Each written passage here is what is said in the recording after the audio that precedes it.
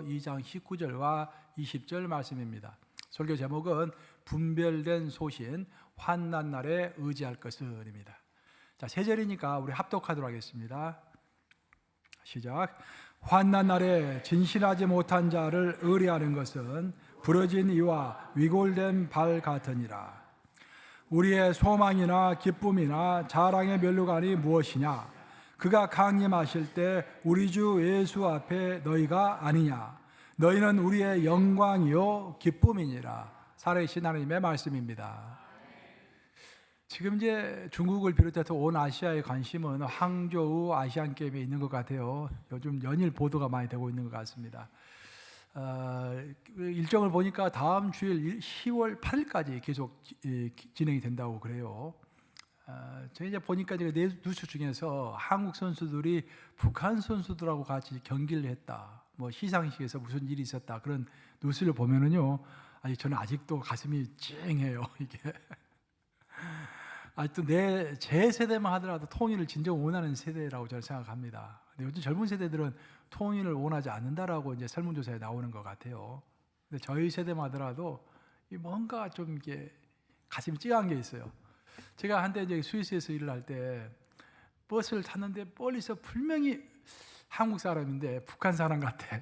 나를 계속 쳐다보는 거예요, 이렇게. 근데 서로 말은 못하고 이제 좀 위험하기도 하고, 좀 북한 사람 하면 좀 그렇잖아요. 그래서 저도 머리에서 쳐다보기만 하고 있었는데 그 사람이 내리면서 한국에서 오셨냐고 물어보더라고요. 자기 북한에서 왔다고. 근데 눈물이 울컥 나오더라고요. 그 짧은 한마디를 듣고도 제가 빨리 통일됐으면 좋겠습니다. 정말. 아시안 게임이나 올림픽 같은 큰 경기가 열릴 때마다 가장 이슈가 되는 것 중에 하나가 뭐냐면은 선수들의 약물 복용 스캔들입니다. 도핑이라고 그러죠. 올림픽에 꽂힌 육상에서 1등을 하면은 전 세계적인 큰 스타가 됩니다. 세상에서 가장 빠른 사람이 됐다라는 칭송을 듣고 모든 사람 앞에서 금메달을 받습니다. 그런데 나중에 알고 봤더니 그 선수가 금지된 약물을 복용한 사실이 드러나서 이미 받은 금메달을 다 박탈당하고, 더 나아가서 선수 자격의 조건을 잃어버려서 더 이상 경기에 참석할 수 없는 그런 안타까운 소식들을 우리는 그가 몇 번이나 뉴스를 통해서 알게 되었습니다. 중요한 것은 우리의 삶도 이럴 수가 있다는 것입니다. 세상 사람들이 나를 향해서 박수를 치고 세상 사람들이 내가 성공했다고 축혀 세우는데 나중에 알고 봤더니 그것이 모두 다 사탄이 주는 약물을 먹고 살았음을 깨달아 알 수가 있게 된다라는 것입니다. 심각한 것이죠. 우리가 이 세상을 살아갈 때 세상의 눈으로 봤을 때는 분명히 나는 성공한 사람이야, 또 저 사람은 분명히 성공한 것 같아. 그런데 하나님의 눈으로 봤을 때는 분명 실패인 경우가 많다라는 것입니다. 그런데 사탄은 우리를 속여서 하나님의 눈에 따라서, 하나님의 판단에 따라서 이 세상을 살라라고 하기보다는 세상의 판단과 세상의 눈을 의식하면서 살라라고 우리를 자꾸 부추기는 것입니다. 그래서 예수님은 우리에게 이런 놀라운 말씀하셨습니다. 요한복음 16장 8절 말씀인데 한번 같이 읽어보겠습니다. 시작. 그가 와서 죄에 대하여 의에 대하여 심판에 대하여 세상을 책망하시리라. 그래서 그가 와서라고 했는데 그는 성령을 얘기하십니다. 예수님께서 십자가 고통 가운데 돌아가시고 3일 만에 부활하셔서 40일간 이 땅에서 유하시고 하늘로 승천하신 이후에는 보혜사 성령을 우리에게 보내주시겠다고 그랬죠. 그 보혜사 성령이 하시는 첫 번째 일이 의와 죄와 심판에 대해서 세상을 책망한다라는 것입니다. 왜 세상을 책망할까요? 이 세상이 말하는 이 세상이 말하는 죄, 이 세상이 말하는 심판이 잘못됐다라는 것입니다. 예를 들어 보면 예수님께서 십자가 형벌을 받으셨습니다. 그 당시에 십자가 형벌이라는 것은 죄인 중에서도 가장 악독한 죄인이, 최고 나쁜 죄인이 지는 형벌이 십자가입니다. 세상은 예수님을 그렇게 최고 나쁜 죄인이라고 못을 박았고 의인은 절대 아니다라고 못을 박았습니다. 그것이 세상의 평가다라는 거예요. 그런데 우리 하나님의 관점에서 봤을 때는 우리 예수님이야말로 정말 의인 중에 의인이고 정말로 하나님께 온전히 순종한 최고의 사람이다라고 하나님은 평가하신 것입니다. 그래서 성령께서 오시면은 이 세상이 죄에 대해서 얼마나 하나님과 다른 관점으로 죄를 논하고 있는지, 얼마나 다른 관점에서 의를 논하고 있는지, 얼마나 다른 관점에서 심판을 논하고 있는지 그것을 알려주시겠다라고 예수님은 성령께서 오시기 전에 선포하신 것입니다. 이렇게 세상의 평가와 하나님의 평가가 크게 다를 수가 있습니다. 사랑하는 여러분, 여러분은 하나님의 평가에 목을 메고 살아가십니까? 아니면은 세상의 평가에 목을 메고 살아가십니까? 우리 이용매 집사님 오랜만에 나왔으니까, 우리 이용매 집사님은 세상의 평가에 목을 메고 살아가십니까? 우리 하나님의, 세상이 뭘 하든지 우리 하나님의 평가에 목을 메고 살아가십니까? 할렐루야. 하나님의 평가에 목을 메고 살아간다고 그러시잖아요. 이렇게 이래야 줄로 믿습니다. 성령은 이 세상의 잘못된 죄의 개념, 의의 개념, 심판의 개념을 꾸짖고 우리 믿는 자들이 제대로 된 죄와 의와 심판의 개념을 가지고 살기를 원하시는 것입니다. 우리가 이런 성령의 음성과 인도함을 잘 따르지 못하면은 이 세상에서는 화려한 성공을 하고서도 나중에 하나님 앞에 섰을 때는 약물 복용이 발각된 육상 선수처럼 모든 명예와 자격을, 이 세상에서 얻었던 모든 명예와 자격을 다 박탈당하고 가장 비참한 자리까지 떨어질 수 있다라는 것입니다. 목사가 하는 일이 이것을 자꾸 리마인드 시켜주는 거예요. 여러분들이 리마인드를 받지 않으면 세상 가서 세상이 올려주는 대로 거기에 쫓아가지고 세상 관점으로 살아가기가 너무 쉽다라는 것입니다. 사탄에게 속지 않고 하나님의 관점으로 이 세상을 꿋꿋하게 정말 자신감 있게 살기 위해서는 소신이 필요한 것입니다. 언젠가 제가 세계 최고의 명품 악기 하면 스트라디바리우스 보통 이야기하잖아요. 스트라디바리우스 바이올린. 그 스트라디바리우스에 관한 이야기를 이제 글을 읽고서 크게 감명을 받은 적이 있어요. 그 글을 읽어봤더니 스트라디바리우스의 그 악기는, 바이올린은 18세기에 만들어졌습니다. 그게 이제 총 합쳐가지고 한 600개 내지 700개 정도 이 세계에 남아 있습니다. 나머지 다 없어지고 한 600개 내지 700개가 남아 있는데, 이 스트라디바리우스를 많이 갖고 있는 나라가 전 세계에서 제일 강대국인 거야. 그래서 원래 스트라디바리우스는 이태리에서 만들어졌기 때문에 이태리 가문 중에서 제일 부자가 어느 가문입니까? 메디치 가문. 메디치 가문이 대부분 갖고 있었고, 또 일부는 그 당시에 18세기에 가장 강성했던 프랑스 왕가에서 스트라디바리우스를 일부 갖고 있었어요. 그러다 18세기 후반에 가면서 영국이 전 세계를 지배하면서 대부분의 스트라디바리우스가 영국으로 다 넘어왔습니다. 비싼 돈을 다 주고 구입한 거예요, 이게. 그리고 나중에는 이제 독일에는 나치 독일 정권이 들어서고, 이태리에는 무솔리니의 파시스트 정권이 들어섰죠. 그들도 자신의 권력의 권위를 높이기 위하여 스트라디바리우스 악기를 많이 구입하려고 노력한 그런 흔적이 있습니다. 그럼 지금은 어느 나라가 스트라디바리우스를 가장 많이 갖고 있을까요? 미국. 한국이면 좋을 텐데. 그 하나에 몇백억씩 하잖아요. 몇십억, 몇백억 하잖아요. 다 구입하는 거예요. 돈이 많으니까. 지금 미국이 가장 많이 갖고 있습니다. 이처럼 명품 중에 명품이며 국가의 체면까지도 결정하는 이 악기들은 모두 안토니오 스트라디바리라는 한 사람이 만든 것입니다. 그 한 사람이 평생에 걸쳐서 만든 악기들이에요. 안토니오 스트라디바리라는 이 사람은 이태리에서 살았는데 그의 일대기를 읽어보면 굉장히 흥미롭고 특히 저에게 많은 영감을 주었습니다. 안토니오 스트라디바리, 이 사람은 원래 목수였습니다. 목수를 하다가 아주 손재주가 좋아서 내가 그러면 현악기를 한번 만들어 봐야겠다, 악기를 만들어 봐야겠다 하고 이제 직업 전환을 한 것입니다. 그때가 나이가 22살이었습니다. 오늘날이야 22살이면 젊은 나이지만 그 당시에는 이미 늙은 나이입니다. 왜냐하면 평균 연령이 50세가 넘지 못했던 그런 시대였기 때문에 22세면은 벌써 이제 한불 간 세대가 되는 거예요. 그 늦은 나이에 그가 전업을 결심한 것입니다. 그리고 특이한 것은 그는 결코 다른 사람 밑에 들어가서 배우지를 않았습니다. 자기 독자적인 길을 걸어갔다라는 거예요. 그 당시에는 니콜로 아마티라고 하는 명장이 있었습니다. 정말 악기를 잘 맞는 아마티라는 악기 이름도 있죠. 그 사람인데 니콜로 아마티라는 사람이 있어가지고 최고의 명장으로 손꼽히던 시대였기 때문에 내가 악기 제작으로 좀 한번 성공해봐야겠다 하면은 전부 아마티 밑에 들어가서 사사를 받으려고 아마티에 가서 아부하고 아마티에 가서 그냥 그 아마티 눈에 들려고 노력했던 그런 시대였습니다. 하지만 스타디바리는 자신만의 독특한 최고의 음색을 만들어내야겠다라는 그런 소신을 가지고 독자적으로 10년간 노력했다고 합니다. 10년간 만들고 부수고 하면서 드디어 하나를 만들어낸 거예요. 그리고 그 이후에 똑같은 방법으로 많이 만들어냈던 것이죠. 사랑하는 여러분, 개인적인 자질과 노력이 중요합니다. 하지만 그 개인적인 자질과 노력이 강력한 소신을 바탕으로 할 때만이 그것은 창조적인 위대한 열매를 맺을 수가 있는 것입니다. 내가 아무리 큰 재능을 가졌다고 할지라도, 내가 아무리 큰 노력을 한다고 할지라도 어떤 강력한 소신이 바탕이 되지 않으면요, 위대한 것은 나오지를 않는 것입니다. 좋은 것과 위대한 것 사이에는 그 차이가 있습니다. 좋은 것과 위대한 것은 그 사이에 뭔가 있는 거예요. 그 사이에 뭔가가 바로 신념인 것입니다. 다시 말해서 진짜로 명품 인생을 여러분 만들고 싶습니까?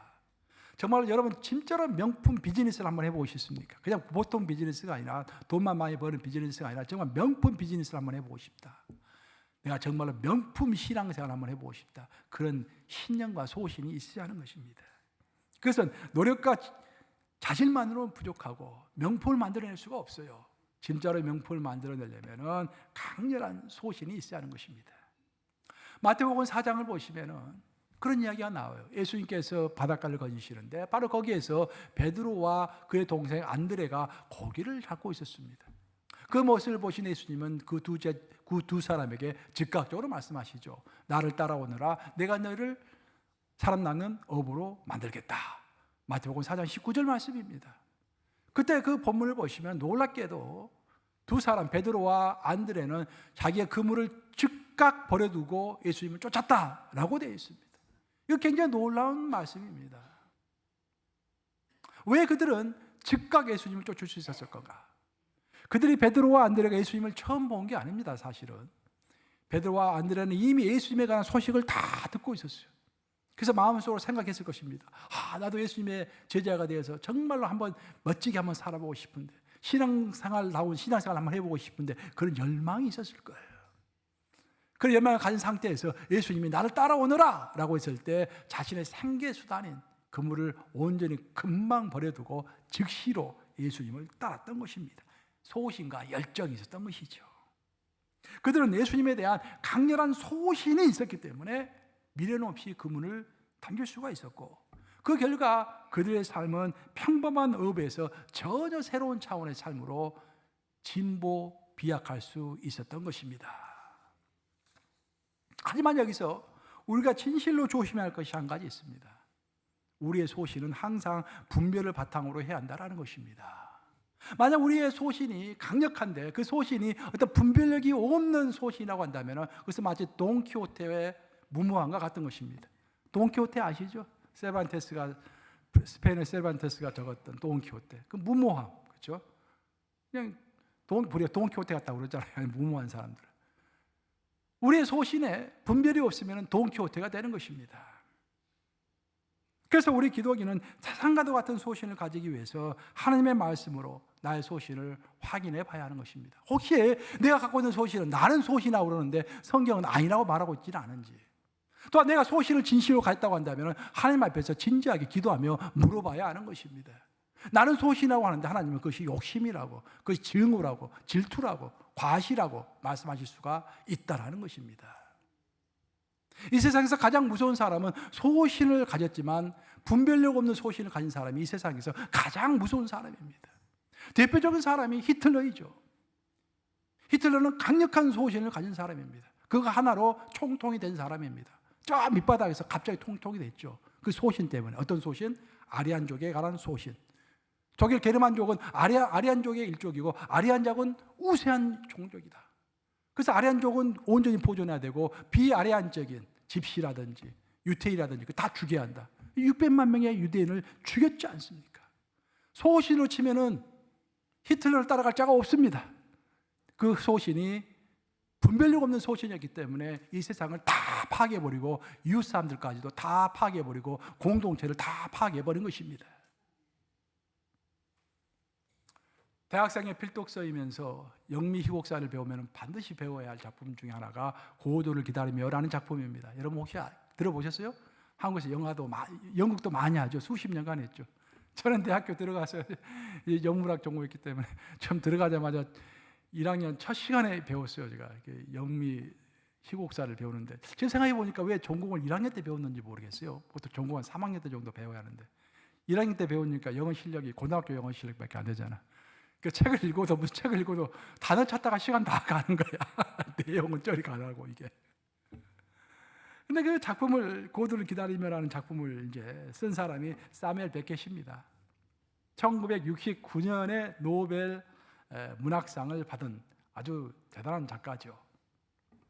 특이하게도 고도를 기다리며라는 이 작품은 등장인물이 딱 4명밖에 안 됩니다. 그래서 연극하기도 좀 쉽죠. 그래서 이제 4명 가지고 연극을 하는데 사무엘 베켓이 남긴 희곡 중에서 등장인물이 딱 1명밖에 없는 작품이 있어요. 그것이 바로 크라프의 마지막 테이프이라는 작품입니다. 크라프의 마지막 테이프. 이 작품이 유명한 이유는 뭐냐면은 크라프의 마지막 테이프라는 그 작품을 통해서 사무엘 베켓이 자기 평생의 인생을 돌아보면서 고백하는 내용이기 때문입니다. 사실 희곡이라는 형태를 빌렸지만 자기 인생을 고백하는 거예요. 크라프의 마지막 테이프라는 작품을 가장 잘 세계적으로 연기하는 사람이 로버트 윌슨이라는 사람이라고 그럽니다. 보통 이제 액터이면서 연극가이면서 작가기도 해요. 근데 그 사람이 아주 세계적인 행위예술 그 센터를 만들었는데 그게 물레방아 센터, 그러니까 워터밀 센터가 되겠죠. 워터밀 센터를 만들었어요. 거기 가 보면 거기서는 이제 연극도 하고 행예술도 하고 또 미술품도 특이한 것들 많이 모아놓고 굉장합니다. 10에이커 정도 되고 굉장히 아름다운 곳이고 전 세계에서 사람들이 다 와요. 부자들이 와서 다 보고 막 그럽니다. 어디 있겠어요 그것이? 여러분 워터밀 센터가? 롱아일랜드에 있어요. 롱아일랜드. 우리 여기서 1시간밖에 안 걸려요 여러분. 그래서 꼭 한 번씩 가서 보세요 여러분. 가서 롱아일랜드에서 아마 가장 유명한 센터가 워터밀 센터일 거예요. 근데 우리 성도들 많이 안 가본 것 같아요. 말 들어보면은. 하여튼간에 그 크라프의 마지막 테이프의 내용을 보면은 69세 된 노인이 나옵니다. 69세 된 노인이 특징이 있는데 이 사람은 지난 40년 동안 자기 생일만 되면은 생일 때 지난 1년간 있었던 일 중에서 가장 기억에 남는 일, 자기가 생각하고 싶은 일들을 녹음으로 다 녹음을 남겨놓은 거예요. 29살 때부터 69살 될 때까지 40년 동안 모두 녹음을 해놓은 것입니다. 그래서 69세 생일을 맞이해서 이 사람이 이제 그날도 지난 1년간 있었던 일 중에서 가장 인상적인 일, 자기의 생각 같은 것들을 녹음으로 남겨놓으려고 준비를 하던 차에 갑자기 옛날 걸 한번 듣고 싶은 거야. 그래서 자기가 39살 때 30년 전에 녹음했던 것을 한번 들어보는 것으로 연극은 시작이 됩니다. 근데 그가 자기의 이제 옛날 녹음해놓은 것을 딱 들어봤더니 그 사람은 평생 소원이 전 세계에 길이 남을 만한 정말 대작을 남기는 것이 꿈이었어요. 그래서 녹음 테이프에서 나오는 소리가 뭐냐면은 나는 대작을 남길 거야. 나는 술도 끊고 담배도 끊는다. 나는 진실로 노력한다. 그런 이야기가 나오는 거예요. 근데 그것이 한 번으로 끝나는 것이 아니라 모든 테이프를 들어보면 매년 똑같은 말만 나오는 거예요. 나는 대작을 만들 것이다. 나는 노력할 것이다. 40년 동안 반복하면서 인생을 살아온 것입니다. 대단한 소신이죠.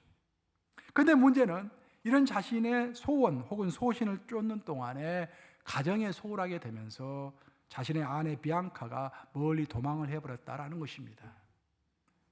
비앙카는 그렇게 이야기합니다. 당신은 소신 있는 위대한 대단한 사람이야. 하지만 나는 너무 심심해 죽겠어. 당신과 함께 살 수가 없어. 하고 도망쳐 버린 것입니다. 이래서 우리는 아주 큰 교훈을 얻게 됩니다. 소신도 중요하지만 그 소신으로 인해서 우리가 비앙카를 잃어버린다고 한다면 그것은 아주 큰 일인 것입니다. 비앙카를 잃어버리면 인생 모든 것을 잃어버리는 것입니다. 자, 여기서 내가 여러분들에게 질문합니다. 여러분의 비앙카는 누구입니까? 우리 조혜진 집사님 맨 앞에 앉았는데 우리 조혜진 집사님의 비앙카는 누구신가? 아니면 또 무엇인가? 자기가 가장 소중하게 생각하는가? 우리 기도에 있어서 비앙카는 무엇이겠습니까, 여러분? 바로 성령 하나님이십니다. 성부 하나님, 성자 예수님, 성령 하나님. 우리가 내 소신을 쫓겠다고 열심히 노력했음에도 불구하고 만약 내 안에 계시는 성령께서 나를 떠나버리신다고 한다면 내 소신은 아무 부질없는 소신이 되는 것입니다. 우리가 근본도 없는 개똥철학 같은 엉뚱한 소신을 붙잡고 인생을 살아가게 된다면 하나님도 예수님도 성령도 다 떠나가시고 나의 동료도 나를 다 떠나버리고 심지어는 내 가족까지 나를 다 떠나버릴 것입니다. 분별력 없는 소신을 가졌기 때문입니다. 그래서 우리는 소신을 가지되 나의 소신은 하나님을 위한 소신인가? 나의 소신은 이 공동체를 진심으로 사랑하기 위한 그런 소신인가? 나의 소신은 이 공동체를 파괴하는 소신인가? 아니면 나의 공동체는 그 공동체를 살리는 소신인가? 나의 소신은 이 민족과 나라를 살리고 정말로 사랑하는 소신인가? 아니면 내 한 몸 추스리고 내 잘 먹고 잘 살기 위하여 민족과 동족을 죽이는 그런 소신을 갖고 있는가? 자기 혼자서는 판단할 수가 없어요. 우리 인간은 죄인이기 때문에 항상 내가 유리할 대로 판단하는 것입니다. 내가 유리할 대로 해석을 하는 것입니다. 그래서 우리는 항상 하나님의 말씀 앞에서 거울과도 같은 하나님의 말씀 앞에서 나를 세워야 하는 것이고 진심으로 내 양심을 가지고 하나님을 독대하면서 하나님께 기도하면서 주여 내 소신은 진짜 이 나라를 살리는 소신이며 이 공동체를 살리는 소신입니까? 아니면 그것을 핑계로 해서 내 화풀이하고 내가 하고 싶은 대로 하고 싶어하는 내 자신, 내 개인의 이익을 추구하는 그런 소신입니까? 라고 물어야 하는 것입니다. 사무엘 베켓은 아일랜드에서 태어나가지고 대학까지 아일랜드에서 졸업한 사람이에요. 그러니까 완전히 아일랜드 사람이죠. 여러분 아일랜드 하면 누가 많이 생각나세요? 존 F 케네디, 조 바이든 대통령, 좀 아일랜드 출신이잖아요. 원래 아일랜드 출신하면은 별명이 흑발입니다. 흑발. 그러니까 아주 가난한 사람들, 여기 와서 노예처럼 일하는 사람들, 제일 가난했던 사람들이에요. 근데 최근에 통계를 보시면은 여러분 깜짝 놀랄 거예요. 전 세계에서 가장 잘 사는 나라가 아일랜드가 됐죠 지금. 그러니까 물론 이제 1인당 GDP 1등은 룩셈부르크이고 2등이 싱가포르잖아요. 근데 그 두 개는 이제 나라가 너무 조그마니까 보통 나라로 치지 않잖아요. 나라다운 나라 중에서 국민소득이 제일 높은 나라가 아일랜드입니다. 아일랜드의 적국은 잉글랜드죠. 영국이죠. 영국보다 2.5배 더 잘 살아요. 최근 그렇게 됐어요. 최근에 석유가 엄청 많이 나가지고 그냥 나라가 이게 부강한 나라가 됐습니다.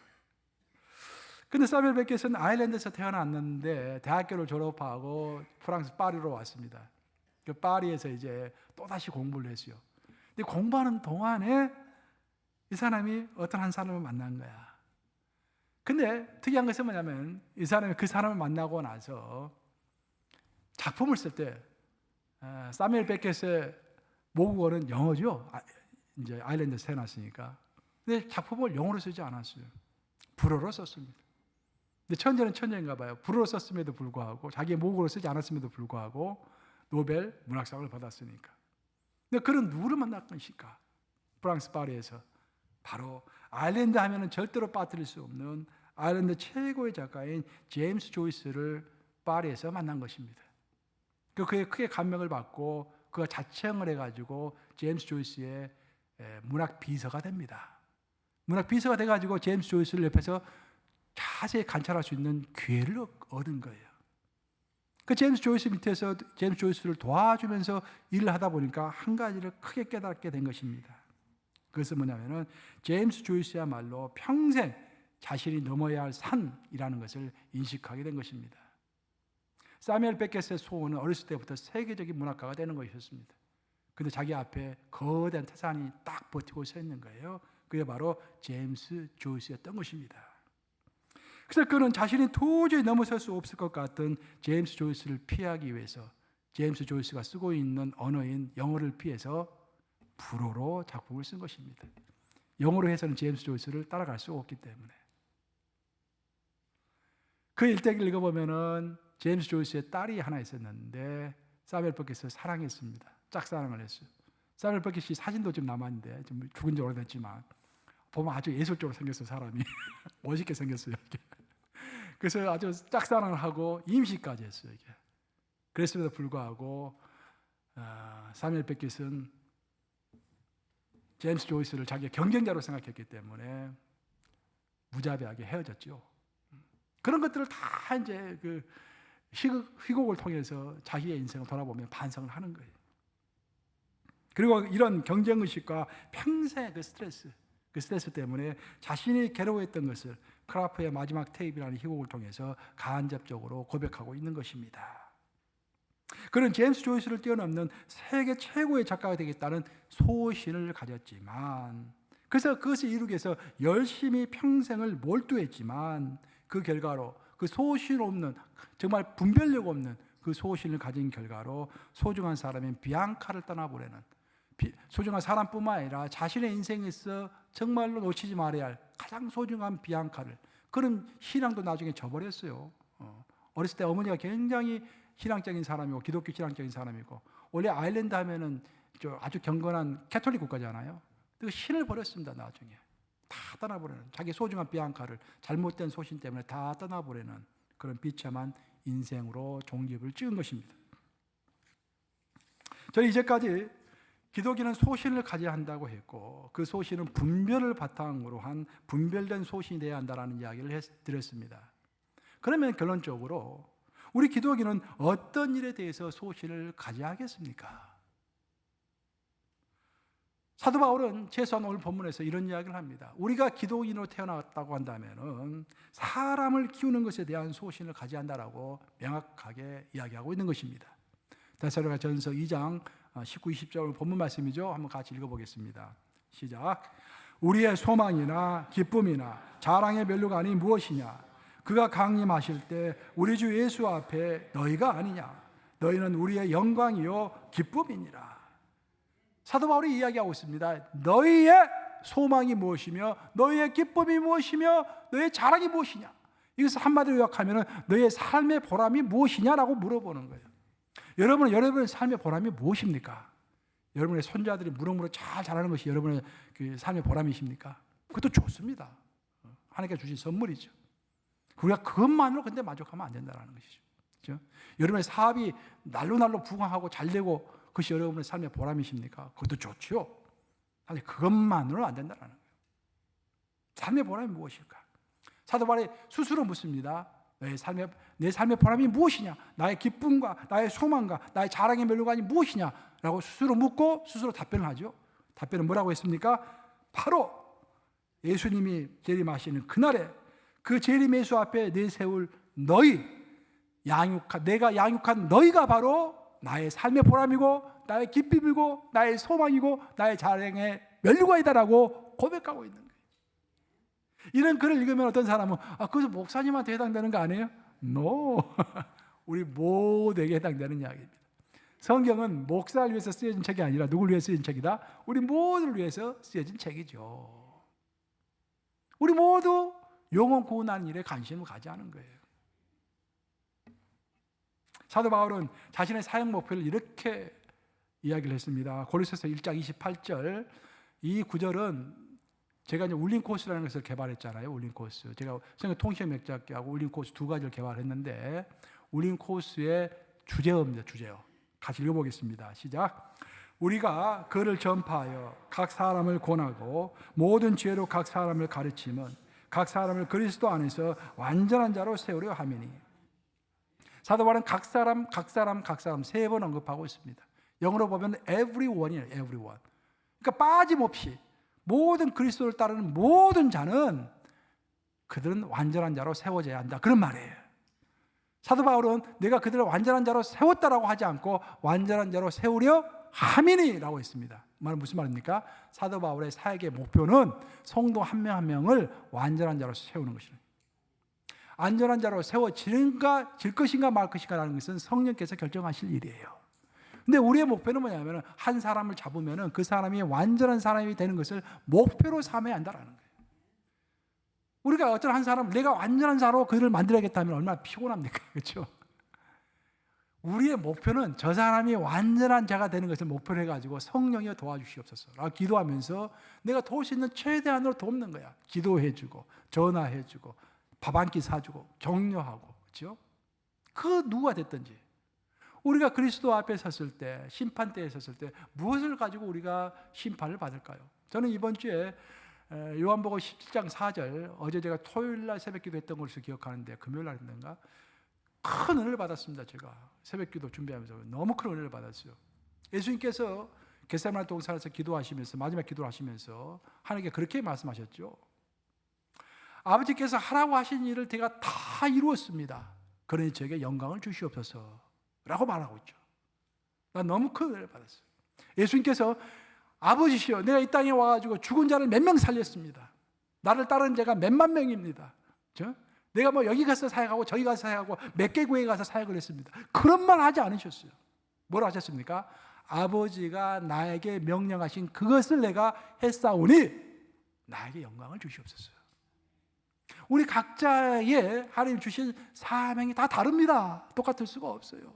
난 뉴욕 감리교회 목사로서 지금 여기 있고, 여러분들 또 여러분의 비즈니스를 관련해서 어떤 사명이 있을 것이고, 뭐 여러분 자식과 관련해서 사명이 있을 것이고, 그 사명이 각자 다른 거예요. 각자가 다른데 내가 나에게 주신 그 사명을 감당했느냐, 그것 가지고 하나님 심판 앞에 서는 거예요. 양적인 걸 가지고 사는 게 아니다라는 거예요. 내가 뭘 이렇게 많이 하고 뭐 위대한 일을 하고 그걸 쓰는 게 아니라 하나님이 하시려고 하신 그 사명 감당하고 주님 앞에 섰습니다. 근데 그 하나님께서 하라고 하는 일은 무시하고 아무것도 하지 않고 엉뚱한 세상에서 박수치는 일만 많이 해가지고, 주님 내가 대기업을 하나 세웠습니다. 내 비즈니스가 5개가 됐습니다. 내가 도무지 너희를 알지 못한다. 예수님 말씀에 내가 도무지 너희를 알지 못한다, 그렇게 말씀하신다고 돼 있잖아요. 그래서 사도 바울은 그 목표가 한 명 한 명을 완전한 자로 세우는 것이 그의 목표였습니다. 그 목표는 누구의 목표가 돼야 합니까? 바로 우리 교회의 목표가 돼야 되고 우리의 목표가 돼야 할 줄로 믿습니다. 우리는 대강대강 한 사람 한 사람 예배 적당히 참석하고 많은 그런 사람이 아니라 모두 다 귀한 영혼들이에요. 그렇죠? 이 사람들이 최대한 한 명 한 명 전부 다 제대로 훈련받고 제대로 하나님께 기도하고 말씀 충만, 기도 충만, 성령 충만할 줄 알아가지고 하나님 앞에 서기에 부족함이 없는 그런 사람들을 세우는 것, 그것이 우리의 목표가 되어야 할 줄로 믿습니다. 그런 목표를 가지고 여러분들도 주위에 있는 사람들을 잘 보살펴 주시기 바랍니다. 이제 말씀 마무리합니다. 성경은 소신에 대해서 우리에게 교훈할 때, 오늘 이제 소신에 관한 이야기를 많이 했는데 그 한 사람에 대한 소신을 내가 특별히 강조해서 이야기했습니다. 근데 성경은 또 중요하게 아주 많이, 아주 자주 한 가지 소신에 대해서 굉장히 강조를 합니다. 그것은 뭐냐면은 오직 하나님만 의지하라라는 거예요. 우리 본문 말씀 잠언 25장 19절 말씀 함께 읽습니다. 시작. 환난 날에 진실하지 못한 자를 의뢰하는 것은 부러진 이와 위골된 발 같으니라. 얼마나 놀라운 말씀입니까? 여러분의 인생에 환난이 오고 외롭고 쓸쓸하고 모든 사람들이 떠나는 것 같고 큰 위기가 처했다고 생각할 때 여러분 가장 무엇을 먼저 아십니까? 사람을 의지하기가 쉽다 이 말이죠. 근데 진실한 사람이 없습니다. 진실한 분은 우리 하나님밖에 없습니다. 어떤 사람은 그 진실하신 하나님을 의지하지 못하고 진실하지 못한 사람을 의지하다 보니까 그런 사람은 깨어진 이빨로 음식을 씹는 것과 똑같다고 그랬어요. 지금 이빨이 흔들흔들해요. 근데 그것을 가만히 있어야 하는데 그걸 가지고 음식을 먹으려고 안간힘을 쓰고 이 음식을 먹다 보니까 흔들흔들한 이가 아예 빠져버린다, 그런 말이에요. 다리가 부러졌어요. 그 집에 가만히 있는 게 나아요. 그 부러진 다리를 갖고 일을 해결해 보겠다고 이 사람 기웃 저 사람 기웃 하면 왔다 갔다 하다가 아예 다리가 두동강 난다, 그런 말입니다. 환난이 찾아올 때 특히 진실하지 못한 사람을 의지하지 말라는 것입니다. 그런 의지는 필경 부러진 이로 음식을 싣고 깨어진 발로 길을 걷는 것과 같다라는 것입니다. 환난이 올수록 좌우 앞뒤가 다 막혀 있을수록, 좌우 앞뒤가 막혀 있으면 어디를 열려 있습니까? 위에는 열렸죠. 위에는 위를 보라라는 것입니다. 하나님을 보라라는 것입니다. 바로 하나님을 쳐다보시는 여러분들 되시기를 우리 주님의 이름으로 축원합니다. 이제부터는 분별된 소신을 가지시기 바랍니다. 그리고 하나님을 의지하시기 바랍니다. 그리고 사람을 세우는 것에 더 많은 시간과 에너지를 쏟는 저와 여러분들 되시기를 우리 주님의 이름으로 축원합니다. 기도하셨습니다.